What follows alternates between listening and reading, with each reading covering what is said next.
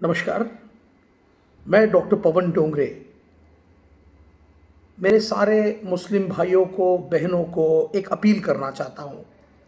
रमज़ान के दिनों में जब आप रोज़ा रखते हैं, रोज़ा रखने के बाद में शाम के समय किडनी और बॉडी की स्थिति डिहाइड्रेटेड होती है।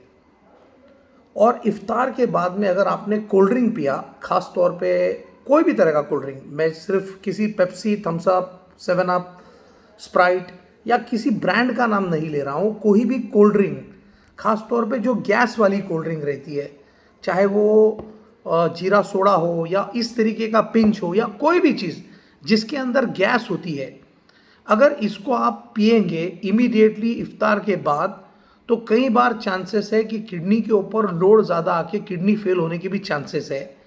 तो मेरा ये महत्वपूर्ण मैसेज सारे लोगों के बीच में आप फैलाइए। मैं डिपार्टमेंट ऑफ सर्जरी से बिलोंग करता हूँ। मैं एक कॉलेज के अंदर प्रोफेसर हूँ। इस नाते से आज का मेरा ये वीडियो मेरे सारे मुस्लिम भाइयों को, बहनों को और बच्चों को है कि आप रमज़ान के महीने में इफ्तार के बाद में कोल्ड ड्रिंक, जो गैस वाली कोल्ड ड्रिंक है, वो न पिए। Thank you.